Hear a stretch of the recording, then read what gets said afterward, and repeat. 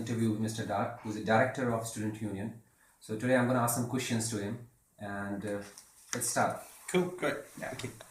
And my first question to you is, sir, who is responsible for decision making in Student Union? It's a really good question. I think it's also quite an interesting question as well, because of the way that the union is structured. We've got a governance structure that's quite complicated. Okay. So obviously the Students' Union is a membership-led organisation. So there has to be lots of element of democratic decision making. So I guess the first answer to your question is students. Yeah. So there's plenty of opportunity for students to vote in referendum, to set policy, and to make decisions that affect the work that we do here. They also elect the student officers, who are elected annually to run the organisation. They themselves have a level of decision making over their specific areas, and also sit on the trustee board, which is legally and financially responsible for the whole organisation. So it really depends at what level you're talking about. On top of that, I'm the lead staff member, and I'm responsible for making decisions about the effectiveness of the staff, making sure that the staff are working to support the officers and working on the aims of the organisation. So it's a democratic model, but it's supported by a professional trustee board whose job it is to steer the organisation in the right way and make sure that we're operating legally and make sure that we're financially sound. So my next question to you is, how would you define the organizational structure of the Student Union? The Students' Union is a charity. And so that we only registered as a charity last October. So we've been a charity for 12 months. And that was because of the change in the law. So the 2010 Charity Act changed the way that student unions work.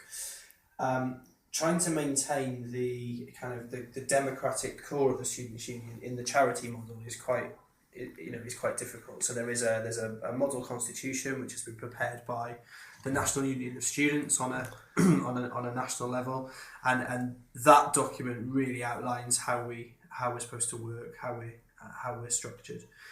The idea is that it's really focused on democratic decision making, supported by a professional staff team, which is led by me. A few years ago, the staff structure was quite flat, so there were lots of different distinct departments and kind of one senior manager. What I've tried to do is build something that's a little bit more of a pyramid. So we now have a senior management team with three core areas of responsibility: membership development, organisational development, and finance and admin. And then those areas cascade down to different units. But I think it's quite a complicated structure for the size of the organisation, because we're only really 16 people who work in this building, although obviously we've got 12,000 members. Do you think it's more of a functional structure, or? Yeah, I would say I think it is organised around the projects and work that we run. Yeah, so it's organised to facilitate the work. Yeah. So does that answer the question? Is that Pretty much. Okay. My next question to you is, could you tell us a bit more about the 3 board-led strategies reviews, means the governance, communication, and resources? Yeah, so this is a brand new initiative. So one of the things we've been looking at, because the board's new, we've had a trustee board before, but not in this form. It changed when we became a charity. One of the things we've been looking at board level is trying to make the board a high performer. So it's not a sense that they just turn up, we have a meeting for a couple of hours and then everyone goes home. It's actually they really engage with the with the union. So we had NUS came in to do a bit of an audit and suggested that there were 3 areas that we could. Well, they suggested more than 3. These are the 3 that we picked. 3 areas that we really could look at deeply to try and improve the organisation. So as you say, good governance, communications, and staff and resources. So good governance strategy, what we're trying to do is make sure that the way that we make decisions and the level that we make decisions is the most appropriate, but also that student voice isn't lost. So to start with, there's a National Union of Students model where you can do a self-assessment. You can kind of you can judge your governance performance against a model that they've created. So that's the first thing that we've done in that strategy is completed the self-assessment, and now we've got a picture of where we are, and we're discussing that picture in the next board meeting, which is in a couple of weeks. So that's where that strategy is at the moment. Communication-wise, it's the biggest challenge for the Students' Union. Reaching kind of 12,000 people is very difficult, and I think that we're not reaching 12,000 at the moment. We've probably got a core, somewhere around 4,000 people who like really associate with the Students' Union and know what we're about, and we need to really grow that. But it's not a sense that every single message has to go to every single person. We want to create something that's a bit more targeted, so that we know like who, we understand who our members are and what they're interested in, and they're getting communication about that stuff, not the stuff that they might not be interested in. So at the moment, we're at quite a base level with that. We need to create a communication strategy. That's not something that the organisation has had before. We've just done a load of stuff. We've just sent out a load of Facebook posts and all student emails, to be perfectly honest. So this week, the officer team have been doing a stakeholder mapping, looking at who our stakeholders are, what they want from us, what we want from them. We've also done an internal communication review in the building, so how each individual communicates with the people that they work on in their projects and the wider student body, and we're feeding that into the creation of a new communication strategy with the aim of being more targeted and reaching more people.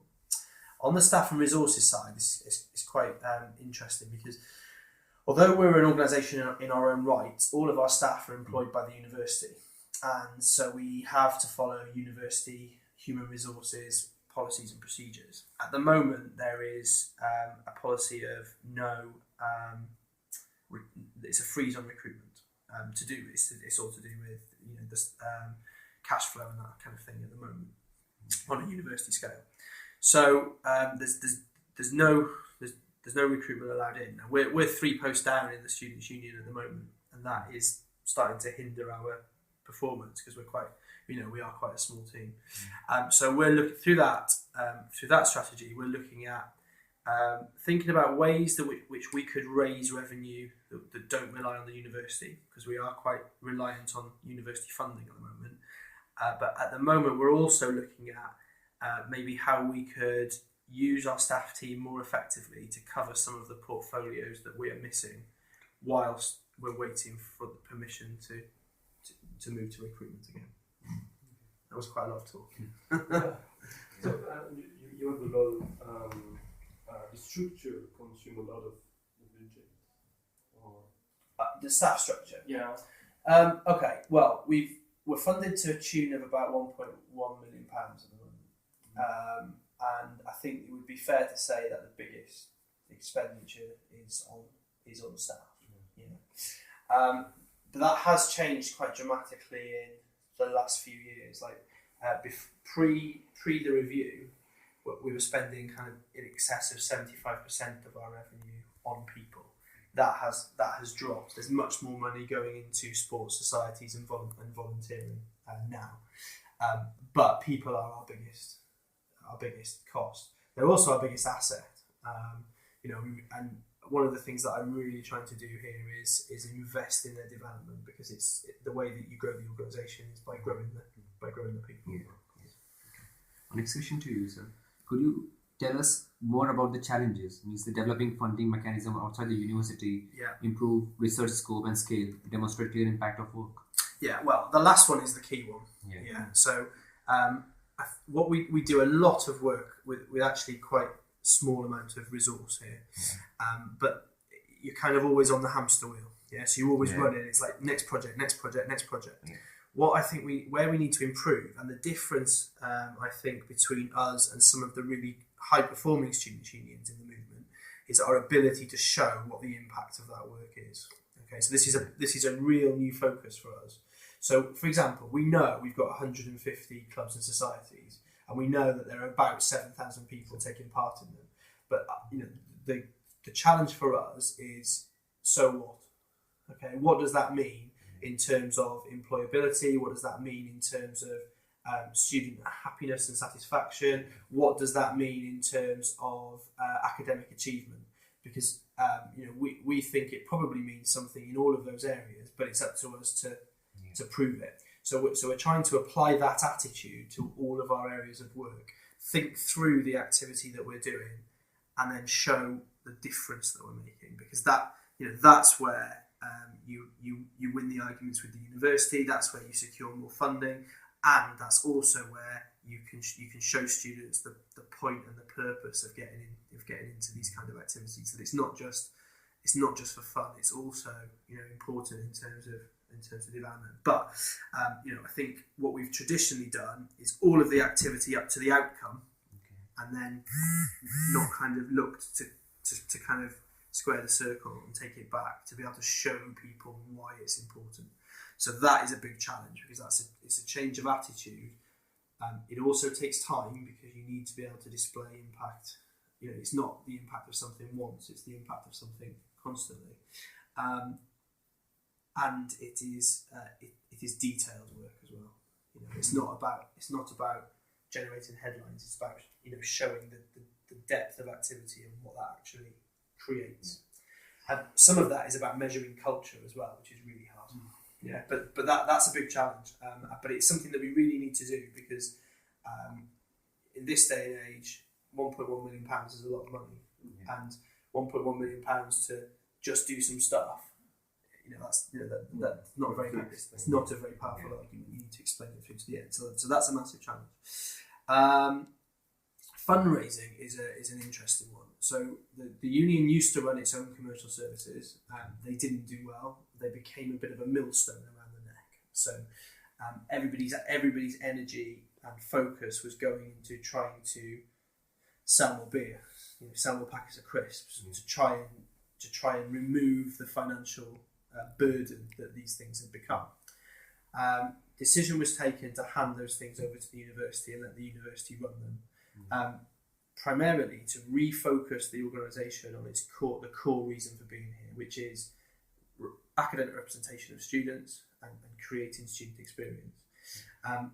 So that was, these outlets weren't making money, and they were really dragging the organisation down. The problem we've been left with now is we've solved that issue. The risk has been taken away, but also the opportunity to raise our own funds has been taken away as well. Now, they weren't making money; they were losing money hand over fist. But we are now entirely reliant on the university, aside from some small project pots that we tap into from things like NUS and other charities and third sector organisations. So there is a need for us to think to look at this area and see whether there's some opportunity for us to get back into thinking about generating our own funds.